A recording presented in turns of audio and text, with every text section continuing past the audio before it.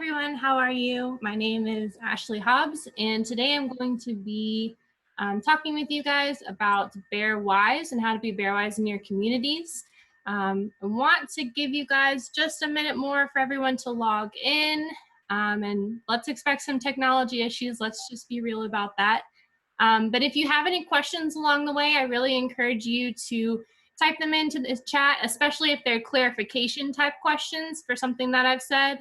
But if you do have some more specific questions to your specific scenario, let's save those for the end and we can spend plenty of time wading through all of those questions. But again, if you need any clarification, please go ahead and put that in the chat box. I'm happy to see all of you guys. Most of the time people don't share their video, so I can't see your lovely faces. So I'm happy to see all of your smiling faces today. And we'll give it a minute more before we get started.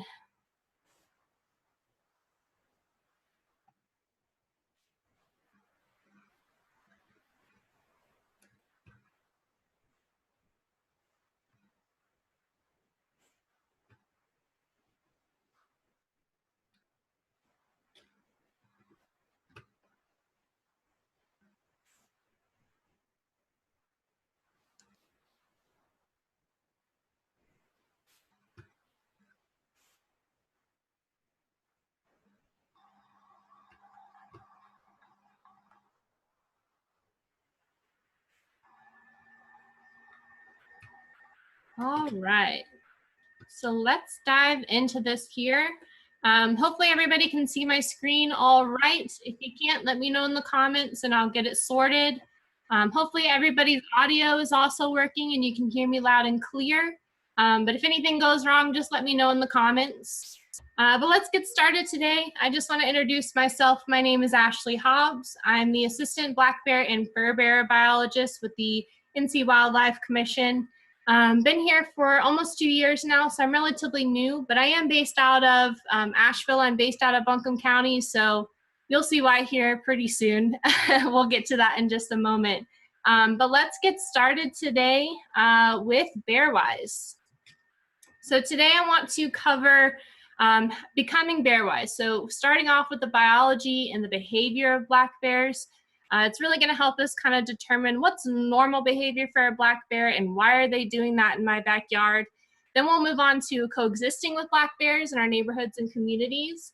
And we'll wrap it up with a little bit of research that's going on. Let's start off with biology and behavior. So let's start off with weight. It's kind of one of the things that we notice right away. If you see down there in the bottom corner, we did just have an article about some of our quote unquote morbidly obese bears here in North Carolina. So the fellow you see there in that picture, he came out of Terrell County, out on the coast. They have one of the highest densities of black bears in the world, coming out of Terrell County, Hyde County, Washington County, some of those coastal counties over there. But in NC as a state, our males can get anywhere from 200 to 800 plus pounds. The world record black bear actually came from North Carolina a couple decades ago. He was harvested by a hunter at 880 pounds. So that was the world record. Let me see if I can mute that really quick for you guys.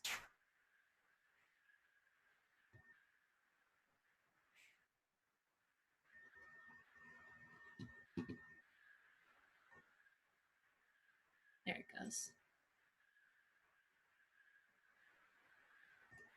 All right, so the world record black bear was 880 plus pounds.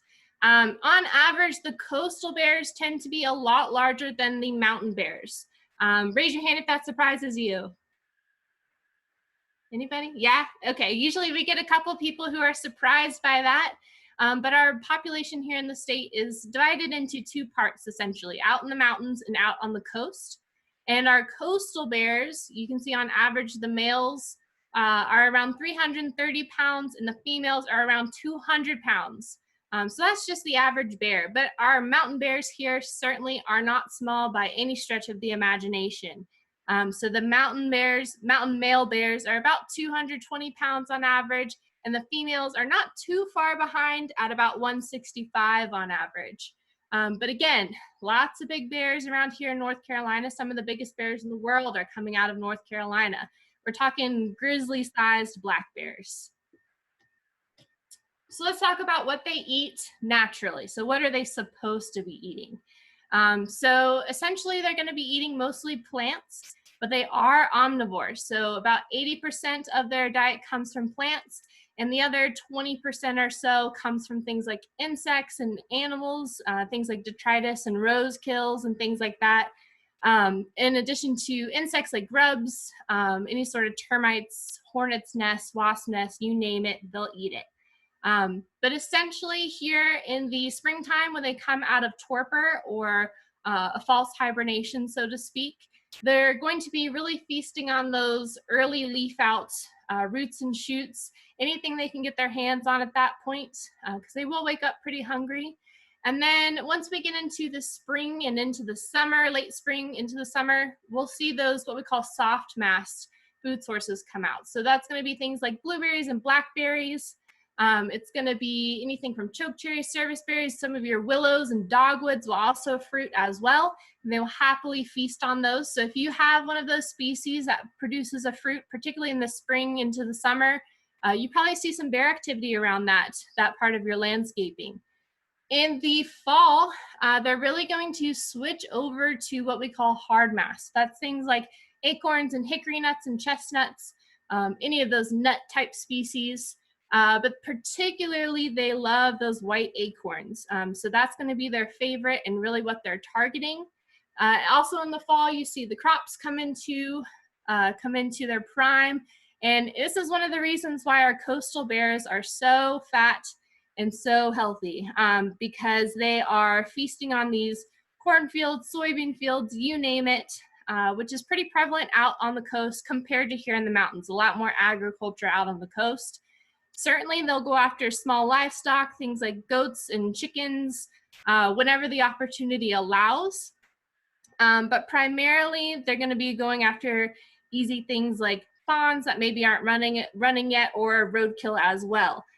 Insects they'll eat year-round whenever they can find them. You might see them, again, dig up a hornet's nest in your yard, things like that. So they can be helpful in that respect. You do see some, gosh, it has so many different names, squaw roots, bear corn. I think it's got about 1 million different names colloquially, but you'll see that out in the trails a lot, and that's a big one for bears as well. So what will bears eat if available? Well, pretty much anything and everything. So they'll eat your trash, your leftover pizza, your diapers, hummingbird feeder, bird feeder, you name it, they'll try it. And the reason is because they need so many calories. So during the spring and summertime, they're gonna need about 3,000 to 5,000 calories to be able to meet their daily caloric intake levels. Comparatively in the fall, they're gonna be going through hyperphagia.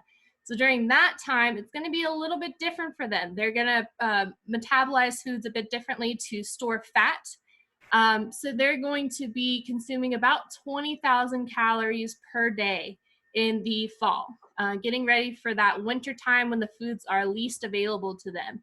So for reference, one of those bird feeders you can get at, I don't know, Walmart, Ace Hardware, wherever, holds about 5 to 7 pounds of bird seed.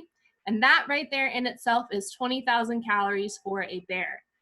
So a bear can come into your backyard any time of year, right? Because pretty much if you're feeding birds, you're feeding them year round.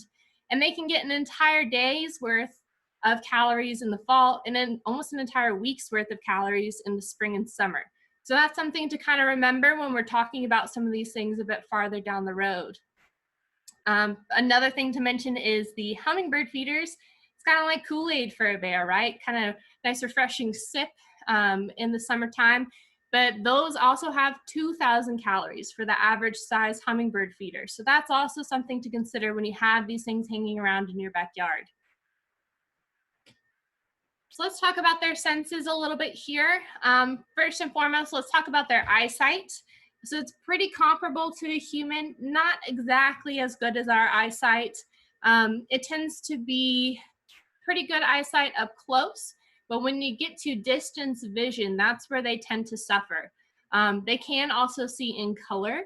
They do have some trouble with the red and orange end of the spectrum, but generally they can see in color, and they can see just about as well as we can, probably as well as I can. I know I need contacts and all that good stuff, so probably the same as me. But because of this, you may see a behavior often with bears where they stand on their hind legs. So if you've seen this, a lot of people interpret this as an aggressive behavior or a defensive behavior, and that's certainly not the case. So what is actually happening in there is they're engaging all of their senses to be able to figure out what the heck is going on off in the distance. So a lot of times I'll compare this to people if you were out in your front yard gardening, and let's say you're down pulling weeds and you think, oh shoot, maybe that's a bear over there in that corner. Let me get a better look. You're gonna turn around, stand up, and engage all of your senses to figure out if that is in fact a bear you see at the back of your yard. So that's just what a bear is doing as well. It's not aggressive, it's not defensive, it's simply curiosity. They're getting a better look. So their hearing is acute. It's much better than ours. And so actually you see their ears in these pictures here. They kind of look like satellite dishes. So they have directional hearing where they can hear and tell exactly which, where that sound is coming from. They can also hear frequencies much higher than what we are used to being able to hear. So think about a dog and a dog whistle, where we might not be able to hear it, but they can hear it because of those big satellite dish ears. Their sense of smell is also excellent.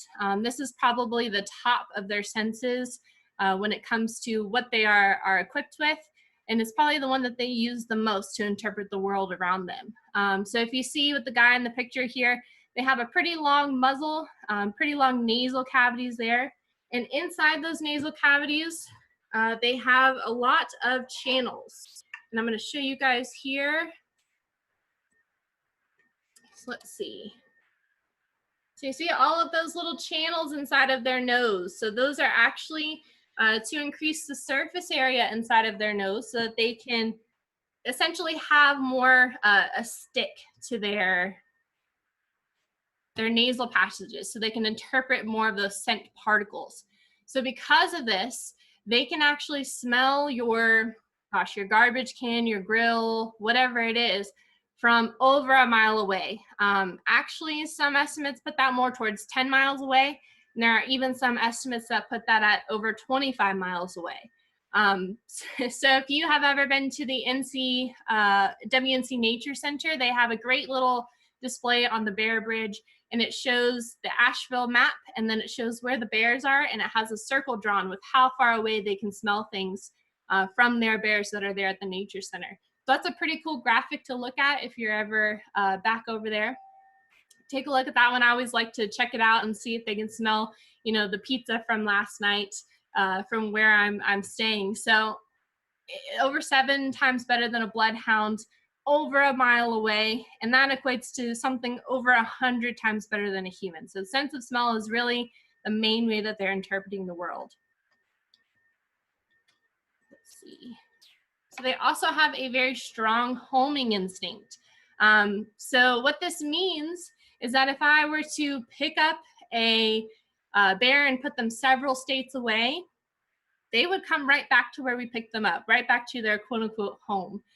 So what that means is, in terms of us and our bear management, is that we do not relocate bears for this reason in North Carolina. So this is a management decision that we've chosen because when you pick these bears up, first of all, we have nowhere to put them. We don't really have any places that there aren't already bears and there aren't already people. So essentially we would just have to pick up a bear that's just exhibiting some escalated behaviors and put them in someone else's backyard, whether that's another bear or whether that's another human. So we don't have anywhere to put them, but even if we did, these bears come straight back to where they were picked up in the first place. So for that reason, they come into lots of roadways, they get hit by cars, they come into the backyards of people who maybe aren't so tolerant of bears, maybe as tolerant as you are. And so bears have a high mortality rate when they are relocated. So let's talk a bit about their habitat. They truly are habitat generalists. It used to be perceived that bears needed these big swaths of woodlands to be able to be successful, but really they're more like white-tailed deer in that they have the ability to adapt alongside of us, alongside of our homes and our human spaces. So they have very large home ranges, and those home ranges need to incorporate things like a food source, sheltered.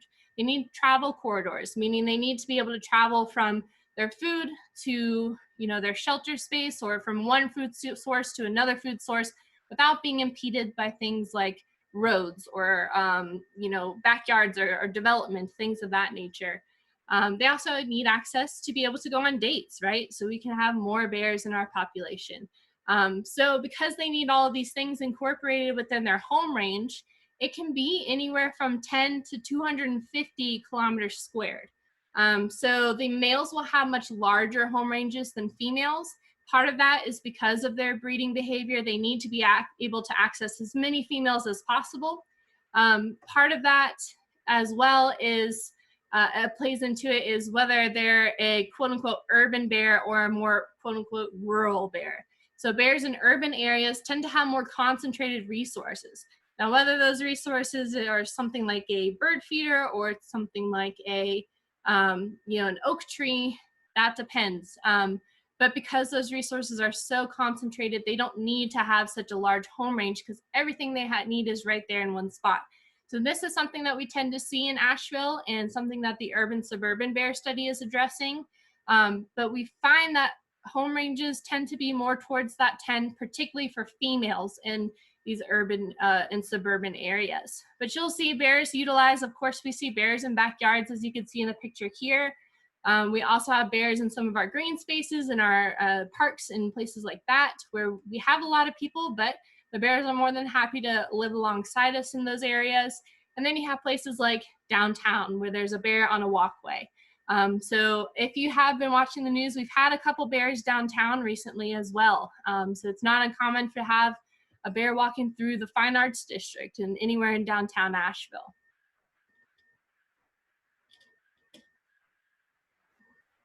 So let's talk a little bit about the breeding and denning behavior. We're going to be seeing a lot of breeding coming up pretty soon. We actually got sent a video the other day of some breeding behavior going on. So they're definitely starting to, the females are starting to come into estrus, and that behavior is starting up. We really see that breeding behavior peak in July, usually those first 2 weeks of July. And you'll see a lot of males moving around during this time. They're trying to, again, meet up for dates to make baby bears, right? Also, when they're coming into estrus, they're going to be kicking out the last year's cubs, their yearling cubs as they're referred to. So the females will reproduce every 2 years. The cubs will leave the mother usually during the second summer so that she can come back into estrus and breed again. And she will then give birth in January to early February. So mating in the summer, and then the embryo will implant into the womb, usually in the fall around November, October, and she will give birth in her den, January into early February. So when they are in this denning behavior, it's a little bit different down here in the Southeast. Of course, mothers who will be giving birth in their dens will have, excuse me, I lost my train of thought. So in the Southeast, we have such temperate climate that they don't need dens to necessarily take shelter all winter. We don't have severe winters here. However, the mothers with cubs will stay in their dens for a longer period of time. So we tend to see the older males, maybe females with older cubs or females without cubs, maybe some of the younger bears who aren't quite of breeding age yet as well. They'll come out a little bit earlier, usually in early March, and then the females with cubs they just had in the den that year will usually exit the den starting around April. They usually make a couple small trips to kind of test the abilities of the new cubs, see if they can follow mom. Once they can follow mom, they'll leave the den and be out and about. But during the time when they're in their den, it's called torpor. So again, this is a false hibernation. And during that time, their body temperature is going to drop pretty significantly. It's usually around 99 to 100 degrees. And their heart rate will decrease to about 4 to 12 beats per minute. So that's a significant decrease. And we aren't really sure why all this happens or the mechanisms behind it, but certainly we want to research more. So we have a lot of research going on in order to maybe bridge the gap and use some of that information for some medical treatment in humans as well. We believe it could be helpful for a lot of different medical treatments. So if we have if we can take a step back a little bit here, I always get this question, so it's a little bit random, but since I get it every single time, I figure I'll toss it in here. But what do you do if you encounter a bear? So I have a couple of different scenarios here. The first one is in the woods. So if you are, say, out hiking on a trail, and you come around the corner and you see the bear, the best thing to do is to back away slowly. Just stay quiet, back away in the opposite direction. Make sure that you keep an eye on the bear so you know which direction the bear is going into, and you're not going to just bump into them later on in the trail as you're backing away. If you come around and you come around the curve of the trail and you're right on top of that bear, that could be a scenario where you need to act big and crazy. You can puff up your jacket if you want to. If you have some sort of noisemaker that you carry with you, that's the time to use that. I heard a pretty nifty trick the other day as well, where some people will carry garbage bags with them. So they said they use the big heavy duty garbage bags, but I'm quite sure a kitchen bag would work as well. But they take that and they shake it out, kind of like when you're opening it up to put it into your trash can.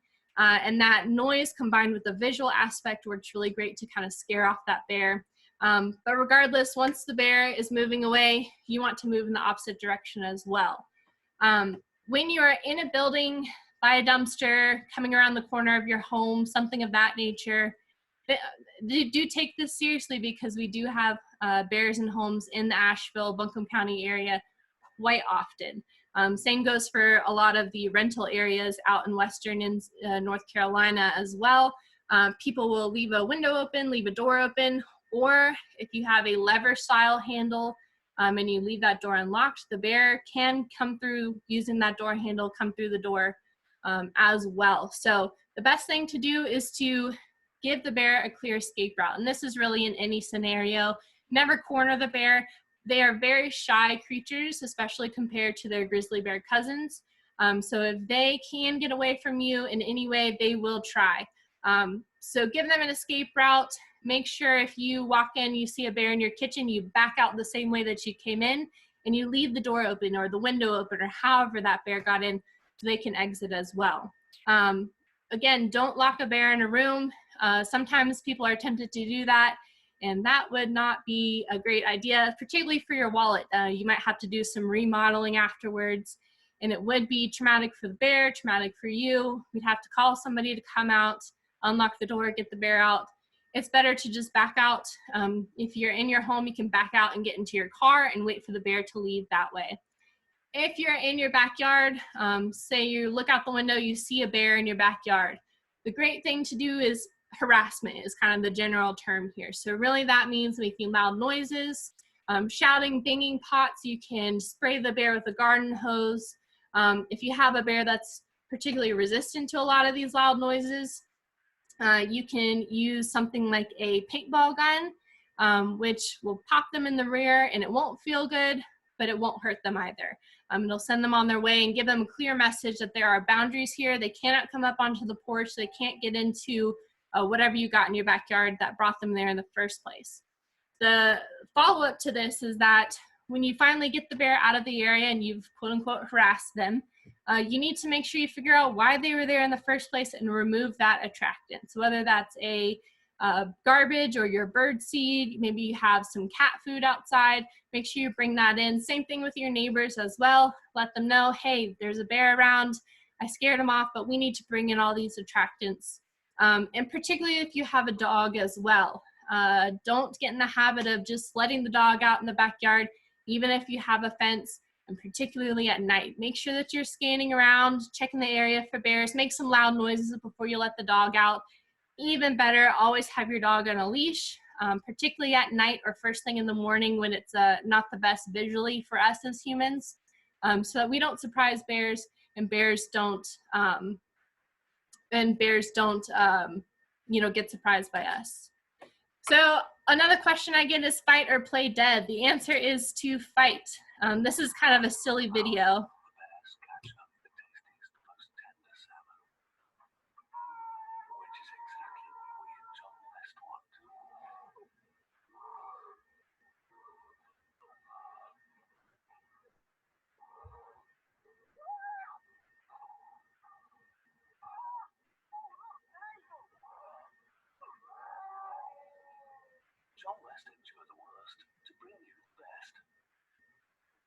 So that's a pretty goofy video, and of course that's a grizzly bear, a fake grizzly bear as well.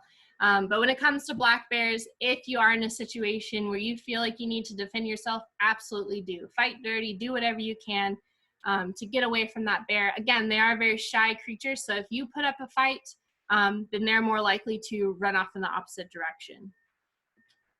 So let's take a little bit of what we've learned now and kind of apply, see how we should apply these behaviors. So this is a bear in someone's backyard. She comes around the corner, she sees the bear, she's too close to the bear, so she gets loud and crazy and you know, gets them out of her backyard.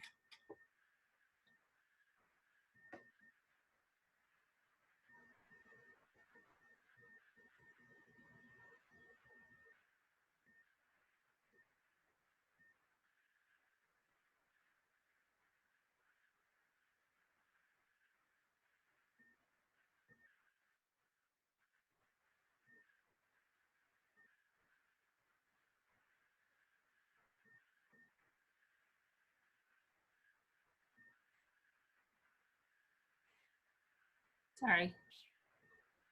There we go.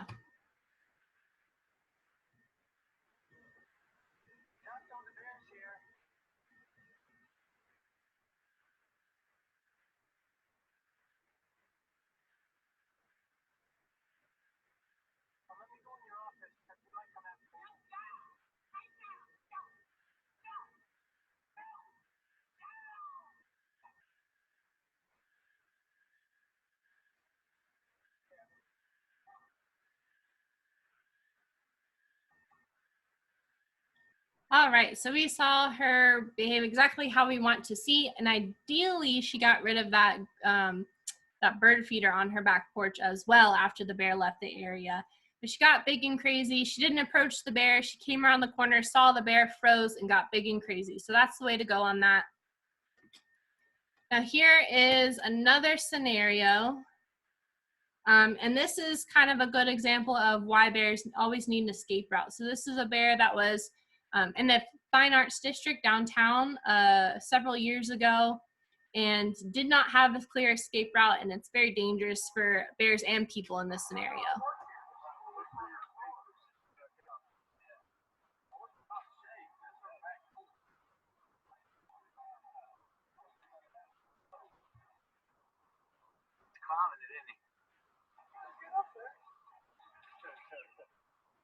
Someone's in the window, look. Somebody's looking in the window, look. Oh, watch out on the other side. Heads out. Oh my goodness. Oh man.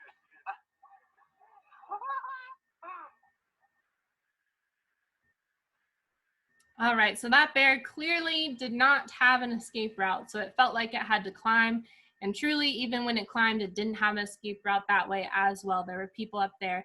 But you can see clearly that is right in the Fine Arts District.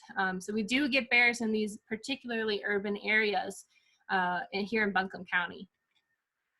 So this is a very extreme video here, and this is unfortunately a very common sight that we see around Buncombe County, particularly, no offense guys, but in Town Mountain, Haw Creek, Beaver Dam, some parts of Woodfin. You guys are on my list for this sort of behavior.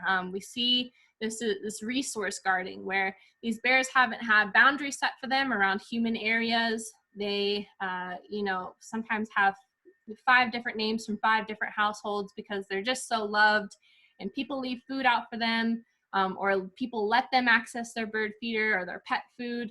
And eventually it ends up here where somebody left a garage door open while they were doing some yard work. The bear then entered the vehicle and then flipped over this can, which looks like it has maybe some grain or something in it. And this bear no longer has a fear of humans. This is what we call habituation, a habituated bear. So he's used to humans. He knows that humans aren't going to cause him any harm. He doesn't have any boundaries when it comes to humans. And so he now is defending his resource from the humans. So watch carefully. You'll see him pop his jaws. You'll see him huff, and you'll see him do a bluff charge. And these are all not necessarily aggressive behaviors, but in this case, they are defensive behaviors. And all of them generally mean you need to back up, you're in my space, get away.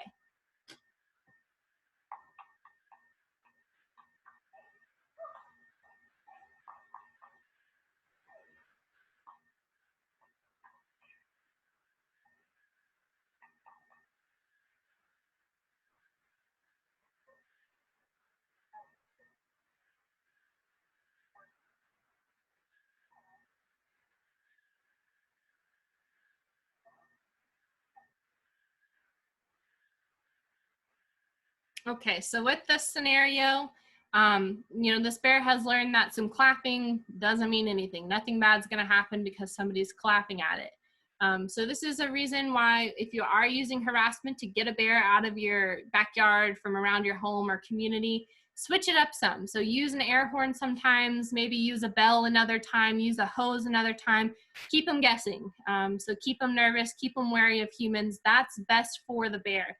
Because ultimately when they get into this sort of behavior, they escalate this far, it's hard to get them to unlearn, so to speak, these behaviors.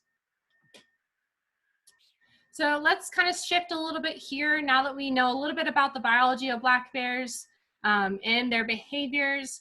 We're going to talk about coexisting and try to piece this puzzle together. So in the Southeast, we have about 70,000 black bears. So if you notice in North Carolina, we have the largest population in the Southeast.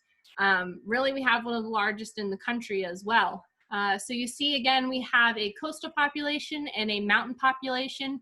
Not a lot of bears in the Piedmont.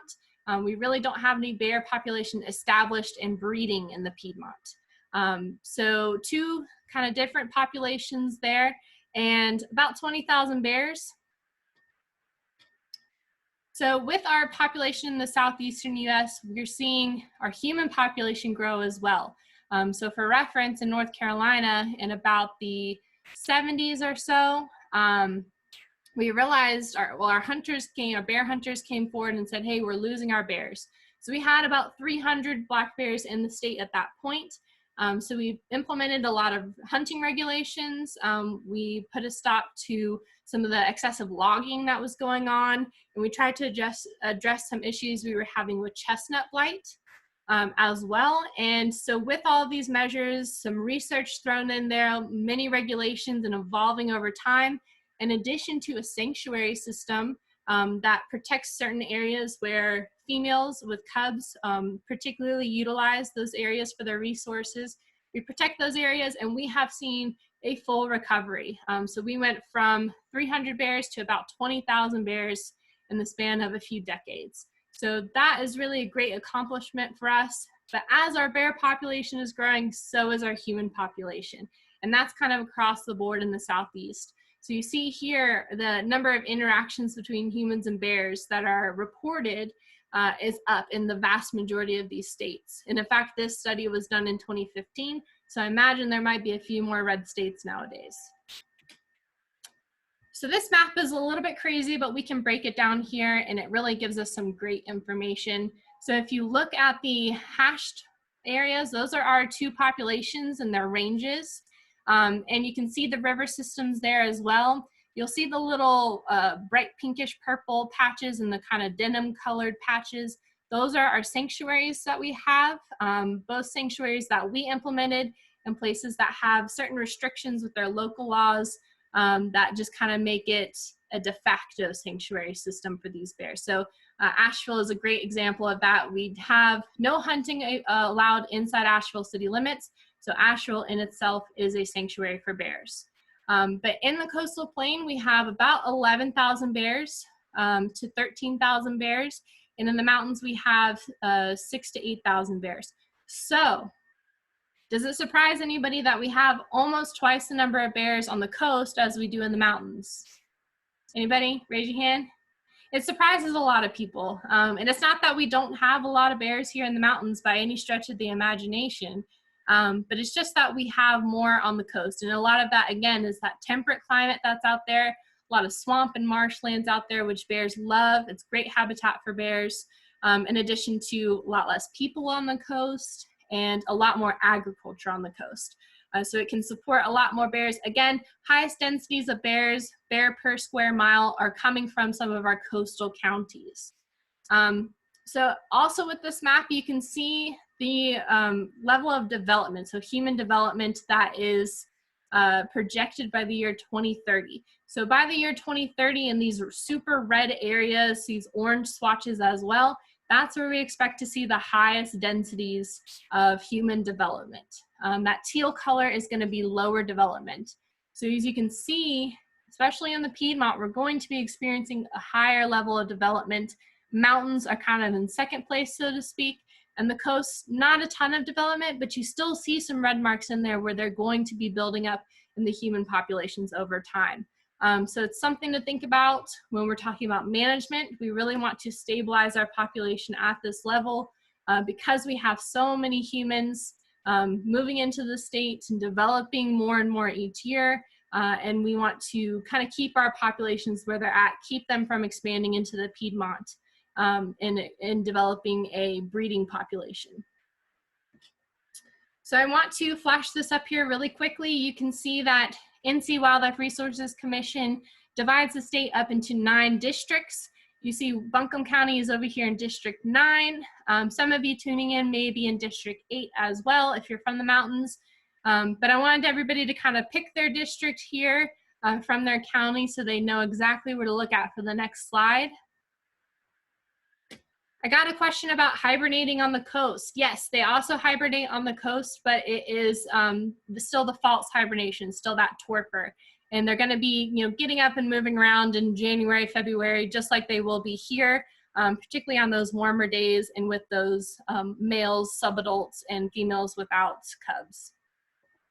So a little bit back to observations and complaints. So these are calls that we get that span from, hey, there's a bear in my backyard, to there's a bear in my house, and everything in between. So if you look, District 9, where Buncombe County is located, routinely gets somewhere between 30 to almost 70% of the calls for the entire state of North Carolina. So we have 9 districts. District 9 pretty much rules it when it comes to black bear observations and complaints. I put 2018 and 2019 up here because in 2018, we did have what is considered a mass failure. So not a lot of acorns that year. And it's not that they didn't have enough to, successfully make it through the year. It's more so that they're about, again, those easy calories. So they came into human spaces more often to access our food resources that we are providing. We had a lot more complaints that year for that reason. So breaking it down a little bit more, let's look at Buncombe County versus the rest of North Carolina.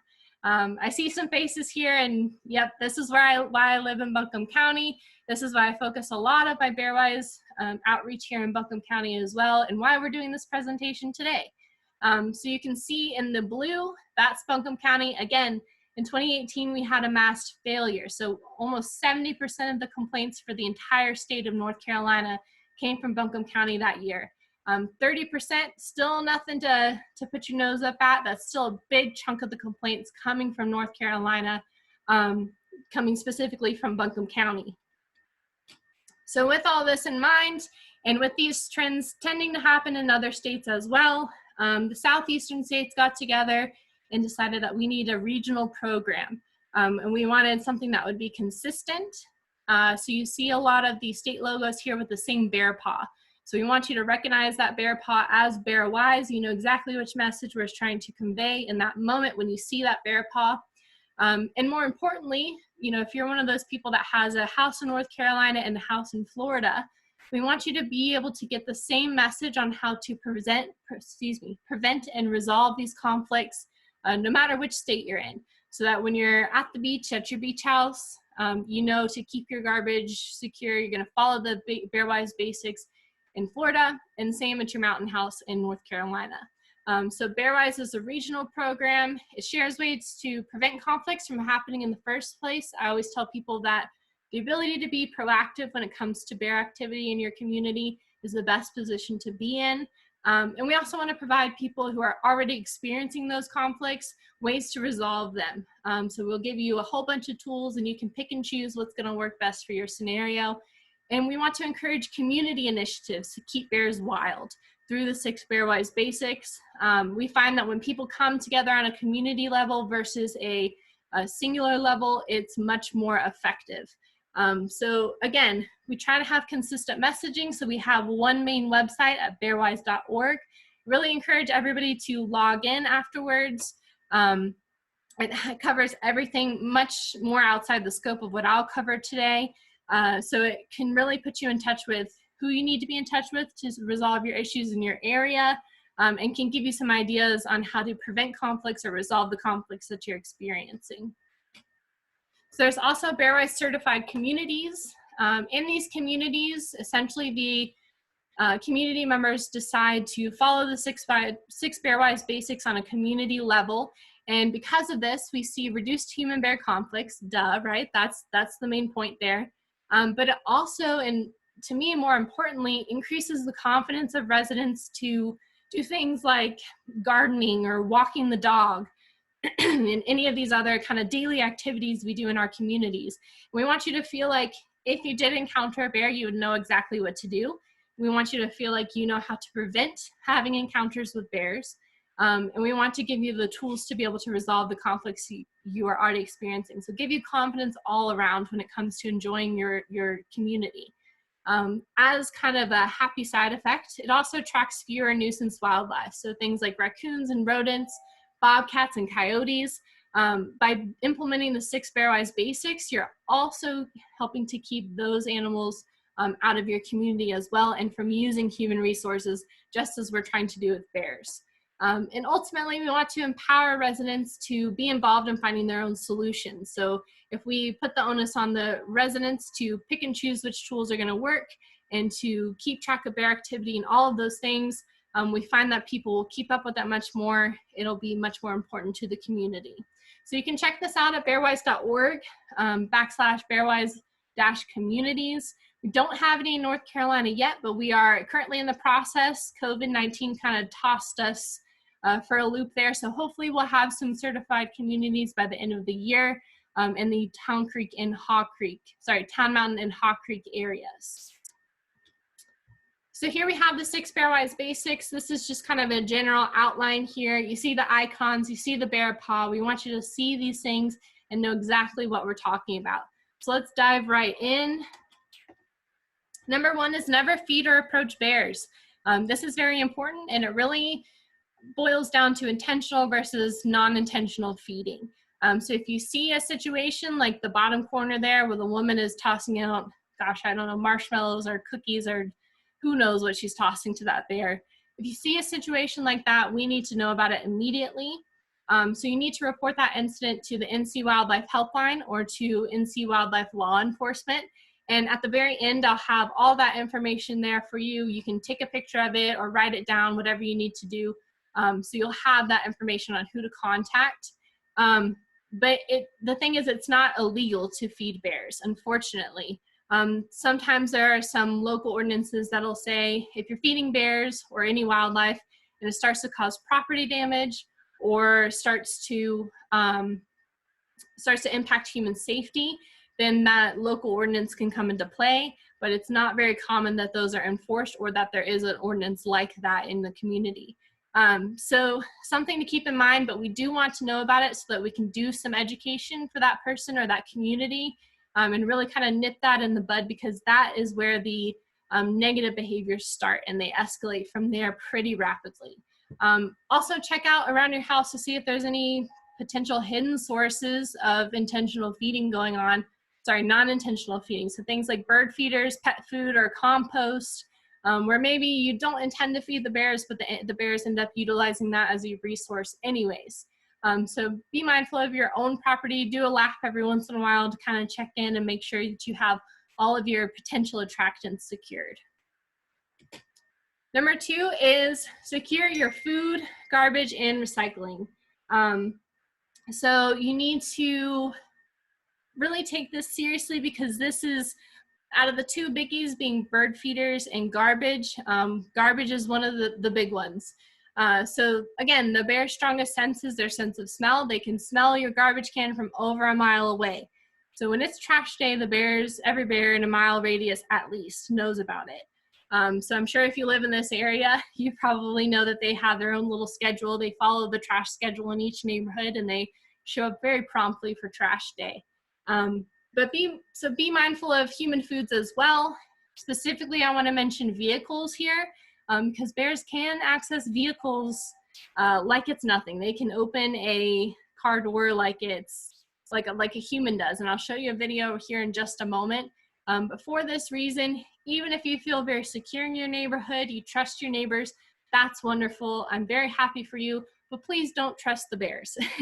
They will get into your car over something as simple as a pack of gum, or a little mint in the cup holder, or maybe you accidentally drop some French fries under the seat, and so on and so forth. So if you have children and you have a car seat, I feel you. I feel for you. Just do your best. The best thing to do, though, is keep that door locked, keep those windows rolled up. If you can keep your vehicle in a garage, if you are lucky enough to have a garage, that's even better. Make sure the garage door stays closed, though. So never leave any food in your vehicle. Even the tiniest crumb can draw on a bear. Make sure it's locked. Make sure the windows are rolled up. And we'll see how the bears interact with vehicles here. So see, it's nothing. And once they learn this behavior once or twice, they're going to repeat it all around town. No, no. Hey.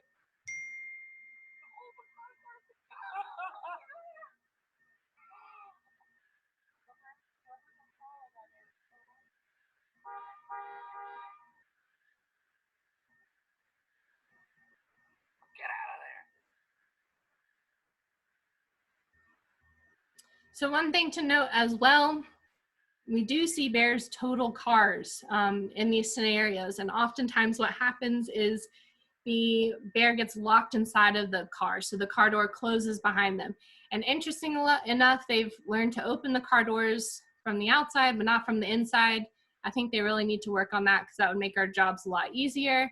But if you live in this area, you probably know someone or have heard a story about a vehicle being totaled or nearly totaled over a bear accessing the vehicle. So really take that seriously, really make it a habit of locking your doors every time, no matter if you live in a wonderful neighborhood where you love all your neighbors. When it comes to garbage and recycling, again, this is really the big one. The best advice I can give you today is to put your garbage at the curb the morning of pickup. So after 6 a.m. is usually when we aim for, but if you can wait even longer until your scheduled quote unquote pickup time, I know it doesn't always pan out that way, but if you can wait as long as possible to put your can out, definitely do that. Shortening that window of opportunity for the bears to access your garbage can is going to be your best bet here. And again, we want to see this on a community level. If you're doing it as an individual, great, but do try to get your neighbors on board as well. Another thing is, on non-collection days, you need to be able to have your cans secured. So make sure you're putting it in a bear-resistant building like a garage or a shed, anything that locks and stays closed. But you can also look at bear-resistant containers as well. So if you were watching my video before we started the presentation, you saw the Pacific Rare can that Waste Pro offers through Buncombe County Solid Waste. So I believe last time I checked, it was an extra $9.99 or something like that for the rental can. So that is an awesome option. That's great that Waste Pro did that. It actually took us by surprise. We didn't know they were going to do that.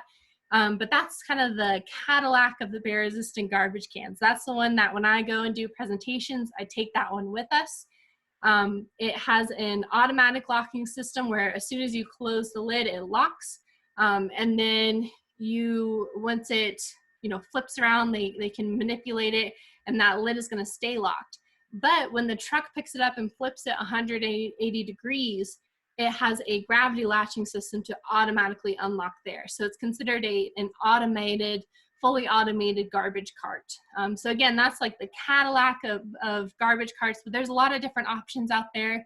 And I'll show you here. So you can see up top, that's an example of a cart that was retrofitted, as we call it, or there's a DIY kits that you can buy as well. But do make sure that this is compliant with, whether you're on Waste Pro or Asheville Sanitation or whatever your collection service is. They will likely ask you to unlock something like this once you put it at the curb. So once your cart hits the curb, it's no longer secure. But this is also great for non-collection days when you just have the cart, sitting around back of the house. This will keep it secure. So we still really encourage people to pursue DIY options. Again, there's a fully automated option that if you outright purchase it, it can be pretty pricey. There's a bunch of different options out there you can find at Ace Hardware, Home Depot, Lowe's, all of those sorts of places where they have locking mechanisms of all types. Maybe they're not fully automated, but they can still be great for keeping your garbage secure, particularly on non-collection days. Regardless though, the best advice I can give is to have all trash and recycling put out after 6 a.m. the morning of trash pickup. So we're gonna watch a video here of I believe this is a retrofitted can, but you can see it's got a reinforced lid. You'll see that it has locks on the lid as well. Mind you, a bungee cord or a ratchet strap is not gonna work against a bear. They can still bend up those lids pretty easily. But you'll see he's able to manipulate the can, knock it around, and it doesn't open. So this is a great option. Looking bited.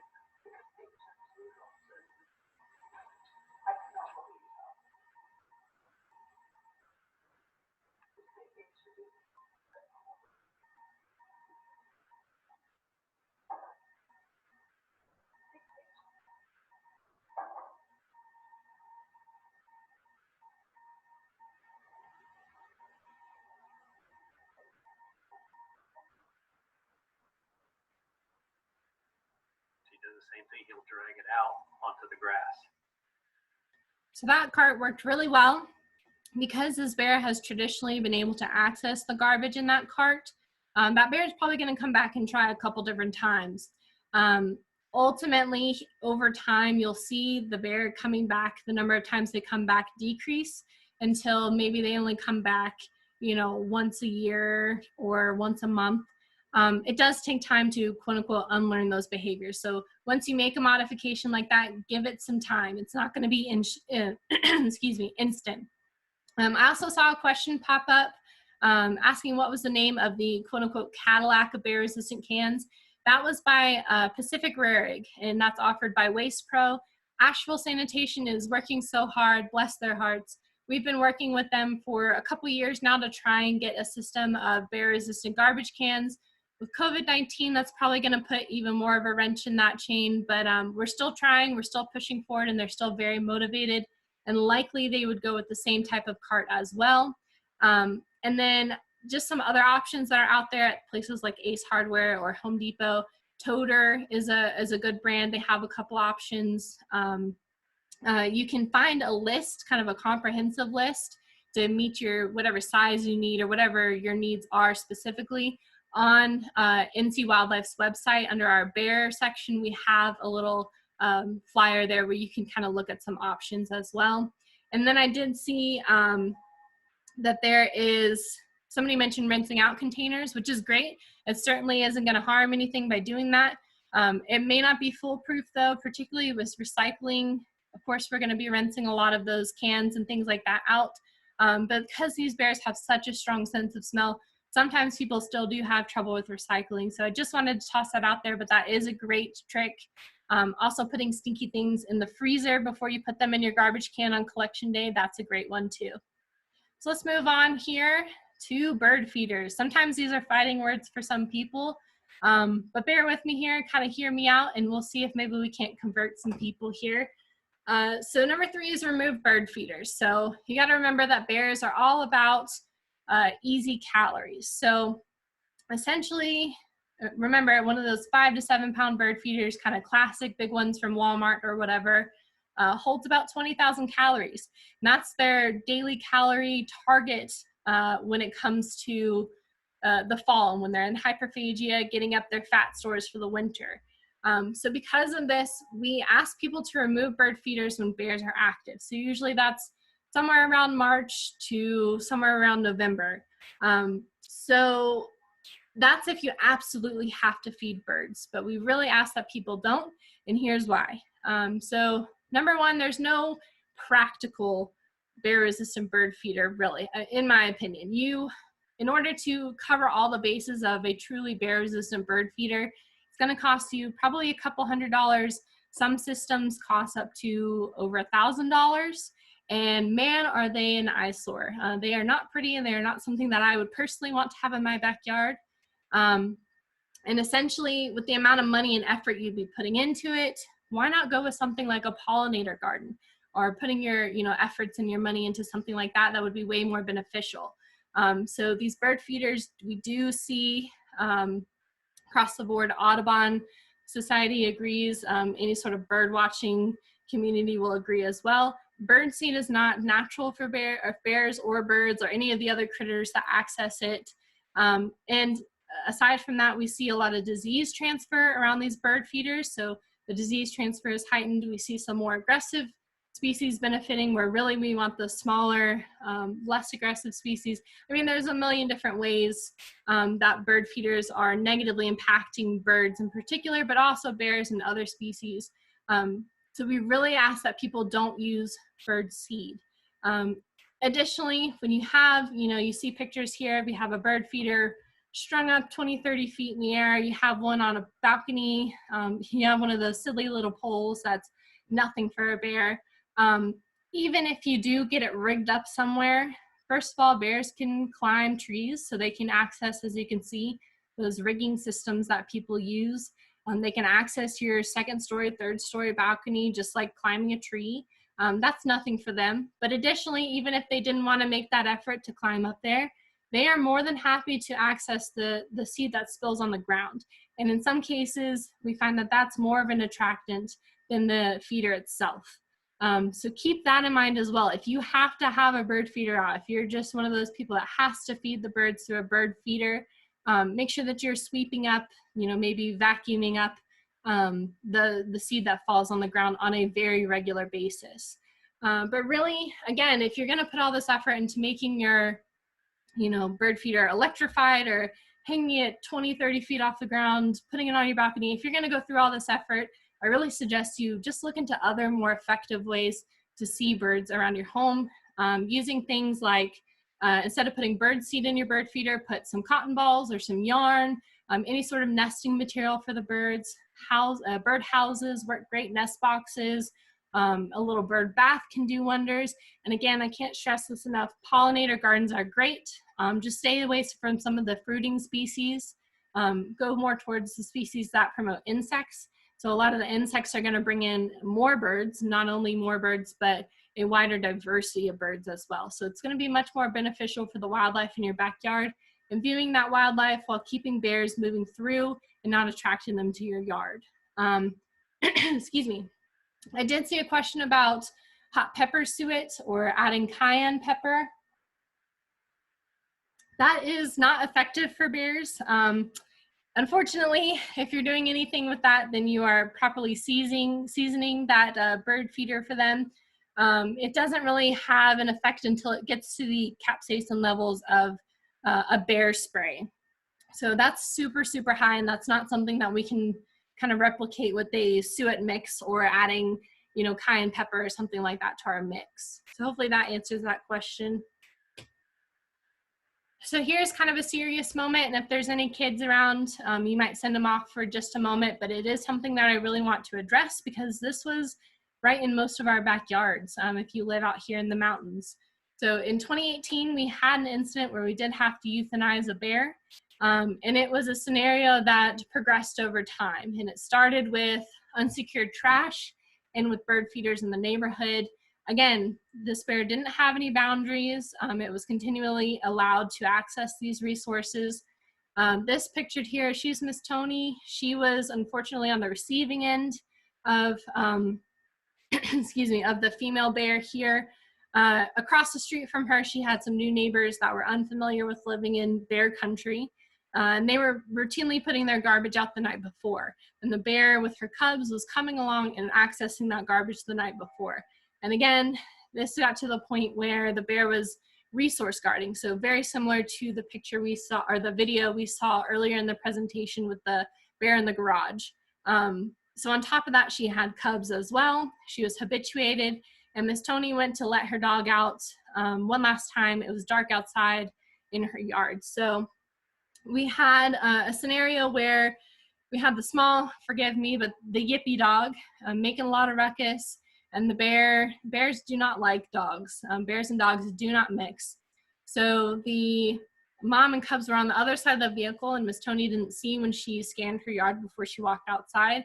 And the bear with her cubs came around, saw Miss Tony, and she pursued Miss Tony all the way to the door, scratching, clawing, biting, trying to get to the dog that Miss Tony picked up and put in her arms.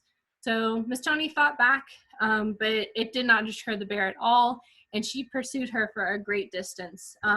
So for this reason, we had to euthanize the female because the behavior was so escalated, and it was a public safety threat very obviously at that point. But the cubs that she had were of an appropriate age to then relocate outside of the community. And as far as we know, they've been very successful since. But I say this because it ultimately started with unsecured trash and bird feeders, and it escalated to this point. And so it's not a matter of, oh, this might happen. It's a matter of this has happened, and it's happened right in our backyard. So I really want people to take this seriously. And I really want people to, when they think about these things, consider that they're making decisions not only for them, but for their neighbors as well, for other people in their community. So the neighbors across the street continued to put the trash out the night before, and ultimately Miss Tony paid the price for that. So just something to think about when we're talking about all these things, particularly with trash and birdseed. So moving on here, never leave pet food outdoors. So this comes into play a lot with automatic feeders for outdoor pets, even some livestock situations as well. So make sure those big bags of dog food, cat food, whatever food are secured in a shed or a garage somewhere where you can lock it up and keep the door closed. Make sure you're always bringing any leftover food. In fact, just go ahead and bring in the food bowl as well, because that smell can still be an attractant for a bear. And I throw in electric fencing here as well, because that's a great option when it comes to bears. So you see down there, there's a couple of apiaries that are sectioned off with electric fencing. I say electric fencing because you can see down there, a regular fence just isn't gonna cut it. These bears can climb trees, they can hike up mountains, that's nothing for a bear. So consider some electric fencing for gardens or blueberries, or if you have some livestock, anywhere you want to keep bears out of. That's a great option. It can be very cost effective in the long run, and it's not very difficult to maintain. Some people get a bit intimidated by that, so I like to mention that it's not as bad as it seems. So do a little research and you can be very successful. Number 5 is clean and store your grills. So remember, they can smell your grill from over a mile away. And if you think about it, when you go to start up the grill, you open it up and you smell those hamburgers from last week, right? So it's a pretty pungent smell. So make sure every time you use your grill, you turn around, you crank up the heat, burn off the food particles, scrape it down as best you can. And the one thing that's often overlooked is removing the grease pan. So take that grease pan out. You can stick it in the freezer. That's going to be your best option, and then toss it out on your trash collection day, or maybe the next time you go to the dump. But do not toss the drippings in the yard. That's just moving that smell, that attractant 5 feet to the left, right? So have a little common sense with that. Store your grill if you can in a garage, a shed, something like that would be great. If you have one of those grills that's kind of a built-in, if you have one, you probably know what I'm referring to. try to use a bicycle lock if you can, to lock down the lid and lock down the doors to the storage areas underneath. So that's a great option for those people in those scenarios. But again, store it in a bear resistant location if possible. Make sure it's clean, cover it. Number 6 is pretty easy, and I think here we do pretty well with this. It's alerting neighbors to bear activity. So we do this through sites like Natur. That's a really big one around these parts. Facebook groups are also pretty popular for various communities or community groups. And in BearWise certified communities, we have BearWise liaisons. So that's a specific person designed to take reports of bear activity, let everybody in the community know about that activity, and then give people advice on how to be proactive about bear activity or combat the activity that they're experiencing. So I say all this to kind of wrap it up in a bow here. We need to follow the 6 BearWise basics, so we're not giving a traveling bear an excuse to linger in our neighborhood. So bears that are hanging around in our backyards, whether it's for a bird feeder or for your garden or your pet food, whatever it is, they're more exposed to vehicle strikes. So for example, not this past weekend, but the weekend before, we had in Buncombe County at least 4 or 5 bears killed by vehicles, all in the span of maybe 2 days. And that's happening off of 240, I-40, 26. If you get a little bit farther to the west, you have 64 through there as well. And then if you get up towards the kind of northwest corner of the state, up by the Smoky Park and the Tennessee line, that Pigeon River Gorge is a hot spot for bears as well to get hit by cars. So this, outside of hunting, is the #1 source of mortality for bears. So the urban suburban bear study is now in phase 2. In phase 1, I think it was over 40% of their bears were killed that they had collared were killed by vehicles.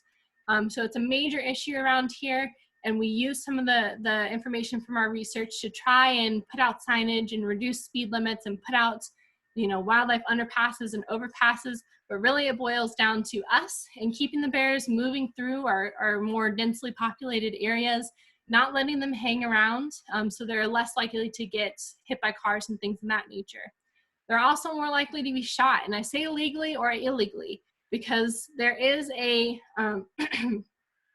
in the state of North Carolina, there is a law that says you can take lethal action against a bear if it's impacting your safety or if it is causing property destruction, so damage to your personal property. Actively doing that in the moment is the key there. So for some people, a bear at their bird feeder may be a great opportunity to take some pictures. For the neighbor next door, it may not be a welcome activity by that bear, and they may take lethal action against the bear. So I say also illegally versus legally because there are local laws that would trump that. So for example, City of Asheville has a firearm ordinance, so you could not shoot a bear in Asheville because of that local ordinance trumps the state general statute. So there is some key terms in there, and if you were in one of those situations, you would need to know what your local laws were. And then finally, they may have to be removed by an agency to protect public safety. And a good example of that was the Swannanoa scenario that we just spoke about. But really, in District 9, we've never had to euthanize a bear for unwanted behaviors, so an escalation of behaviors. We opt for education, and we've been very successful, but right over the line in District 8 is where Swannanoa is, and they have not. So it can very easily happen here, and we want to get out with education and make sure we can prevent this from happening. But if public safety is an issue, that's where we will have to step in and euthanize the bear because we cannot relocate bears due to the high mortality rates we discussed earlier. So again, most bears are just traveling through. When they're sticking around, they're exposed to all of these sources of mortality. So we want to keep all the attractants secured. So let's wrap this up here with some research. There's the Urban Suburban Black Bear Study Phase 2 going on in the city of Asheville. A lot of people are interested in that. So you see here one of our traps with the bears being released.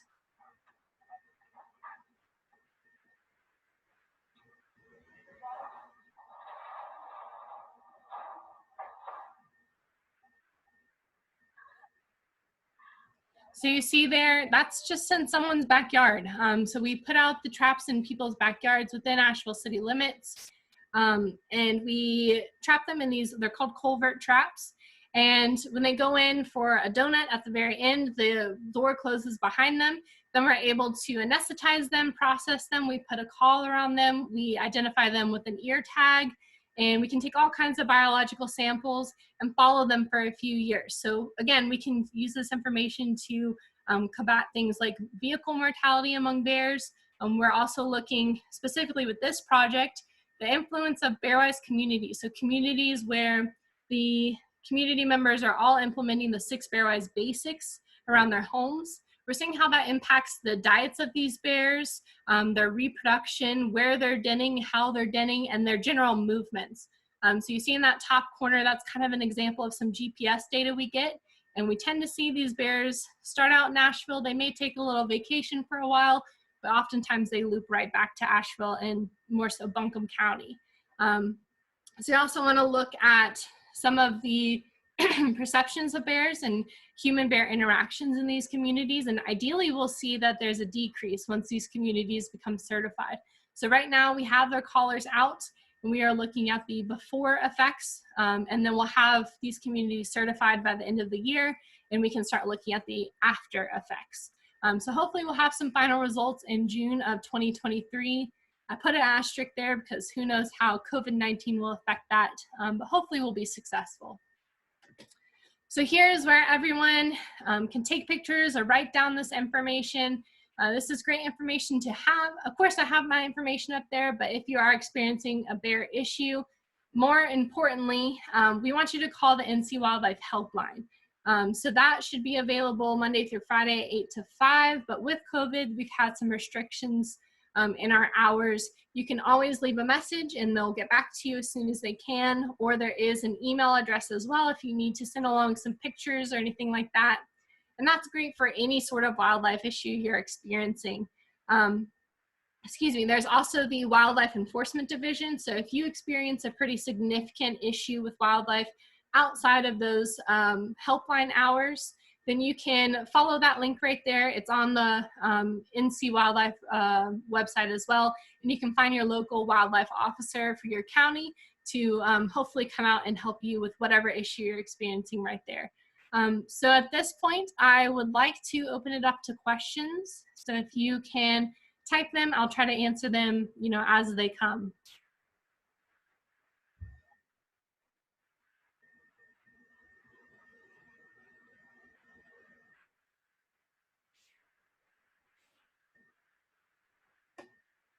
I also want to mention at the very, very top of the chat, if you scroll all the way up, I attached a file that's great for kids if you'd like to teach them about BearWise or maybe connect some of the things you learned today in the presentation. For those younger age groups, it can be a great way to kind of connect with the environment as well. When it comes to composting, the best rule you can follow is that brown on top of green rule. So having a thicker brown level 2 will help. There are some bear resistant composting options you can look into. They can get a little bit pricey. You can also construct a secure shed or something like that to help enclose your composting as well. There are some online options for that, and I've heard some people who are trying that around the Asheville area. Yeah, so if you are on a hiking trail and the bear starts coming towards you, remember, act big and crazy, flare up your jacket, make any sort of noise with bear bells or whatever it is that you have in your pocket that you like to carry. I've even heard of people carrying rocks in a tin can. That works great too. So be big and scary and then back away in the opposite direction.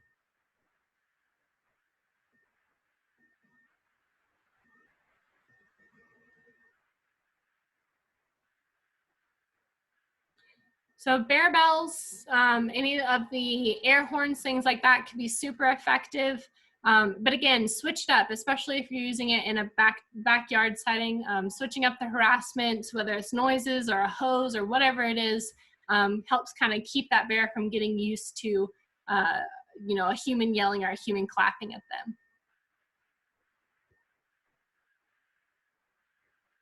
If you guys would like to access any other options for flyers that you can pass out, again, those kids activities, bearwise.org has a store. under the BearWise community section, and you'll check out just like you were purchasing something, but they are free, and they'll send you a link to download any of those copies. You can also contact me or any local biologist, and we can get you some additional outreach information that way, outreach flyers and magnets and pencils and all that good stuff. So I have a question about bear spray. Bear spray is very effective.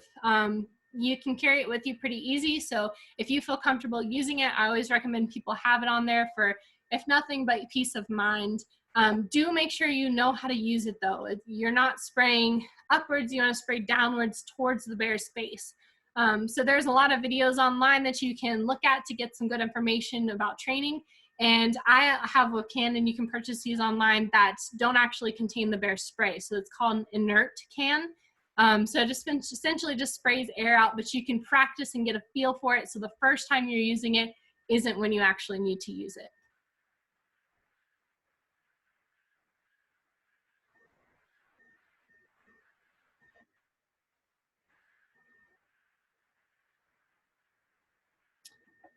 Hey, Lisa, when we're talking about how far do they reach, I'm assuming you mean the bear spray.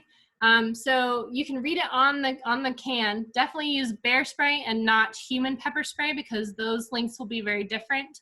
But essentially, you want to wait till they are just 10 or so feet in front of you. You don't want to spray too soon, because that will be less effective. So again, looking at those training videos, reading the instructions for the spray that you purchase, and then even practicing with a $20 fake can work as well, to get you a feel for that.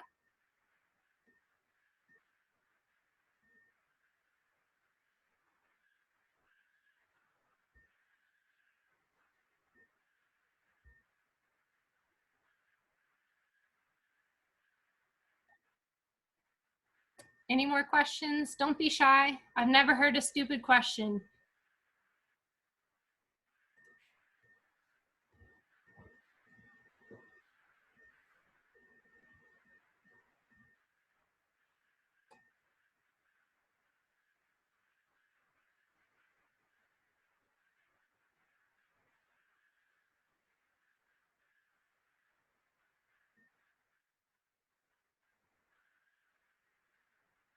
Hey, Rebecca, we are trying. So I believe there is a pilot program in the works that still needs approval and has to go through all the government works there. But definitely we're trying to get Asheville a pilot program, at least for bear resistant garbage cans. Again, I think they'll be the same ones that Buncombe County is offering. And they are very motivated. Some people think that they just don't care. They do care. They actually reached out to us. And we've been really partnering to move forward to get a program like this in place. And we hope we'll be successful, but again, it's government bureaucratic stuff, so it's going to take a little bit of time.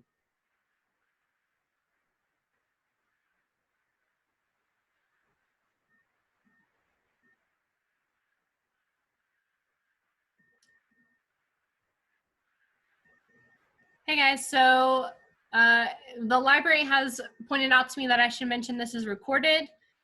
Theoretically it worked. We'll have to see once we log off here, but we should be able to post it on social media pretty soon here, and you can go back and rewatch or share with other people who you think might benefit from the message as well.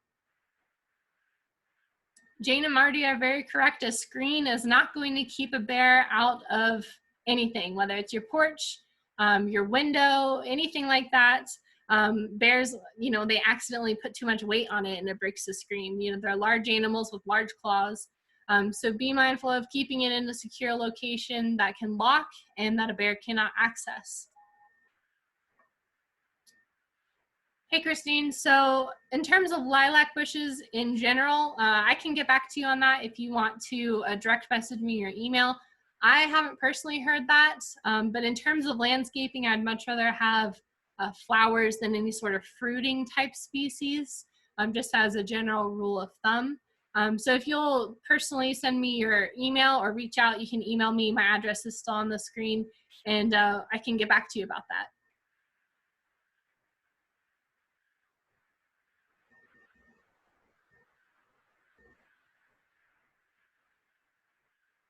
Any last questions?